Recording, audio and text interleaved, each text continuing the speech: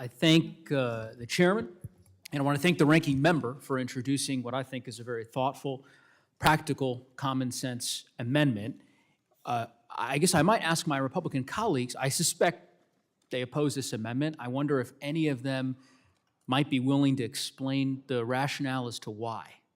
And I'm happy to yield to the chairman or to any of my colleagues, all of whom seem to be studying the paperwork that they've brought to the committee today. No one? No takers? Okay, here's why I ask. This oddity of a strategy that House Republicans have adopted for the reconciliation process is baffling, nonsensical, and I think inconsistent with the values that we all hold as members of this institution. And you might just imagine a split screen. Yesterday in the Rules Committee, I served with my distinguished colleague from New Mexico, Ms. Ledger Fernandez. She can attest to this. We spent a great deal of time debating a measure that this committee marked up, renaming the Gulf of Mexico. Member after member on the Republican side, eager to talk about the benefits of this renaming bill. Right now on the floor, there's a debate unfolding about the renaming of the Gulf of Mexico, which House Republicans have apparently decided is a top priority for the country.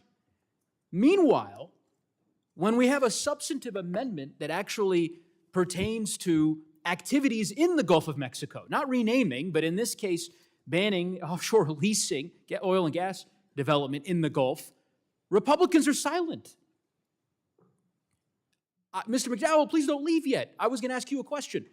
No, because I know you're passionate about renaming bills, renaming institutions. I think you've introduced a bill to rename Dulles Airport after President Trump, if I'm not mistaken. So I was going to, if you'll indulge me, well, it sounds like my colleague is leaving. Look, I wish I could find a Republican member to engage in thoughtful debate about these policies. And what I would just suggest for the members who are here, this is not normal. Many of you are new members, you've served in state legislatures. I'm not familiar with this type of gag order being, and I don't know if it was issued by the Speaker, I don't know if it was issued by Chairman Westerman. I find the latter of which hard to believe because I've worked with Chairman Westerman for a long time, and I just can't, he's someone who has relished debate, so it's difficult for me to comprehend him issuing that kind of order. I get it. You want this reconciliation markup to go quickly, and it would probably go quicker if you were willing to engage in some debate and back and forth, which is healthy and, in my view, necessary on behalf of our constituents. So I support this amendment on the merits, and I support debating the amendment because I think that's what our constituents elected us to do. They asked us to come here to Washington. They put their trust and confidence in us to debate the issues, not to sit silently for hours on end and be unwilling to defend our ideas. And with that, I'd yield, unless the ranking member would like my remaining minute and 32 seconds. I thank the gentleman. I mean, you're pointing out something that certainly is distressing me too. Our Republican colleagues have found the time to go down to the floor and debate the renaming of the Gulf of Mexico today.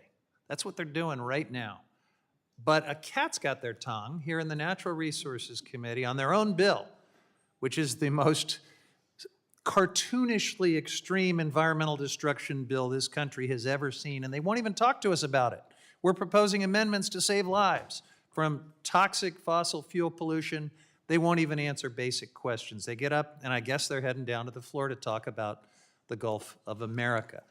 We're talking about a bill that is a raging conflict of interest that will enrich their pals in the fossil fuel industry and actually enrich some of them with stock they have recently purchased, and they won't engage in debate. These are not shy, wallflowers across the aisle. We know these colleagues of ours. They are not shrinking violets. They usually relish public debate. You can't keep them out of public debate.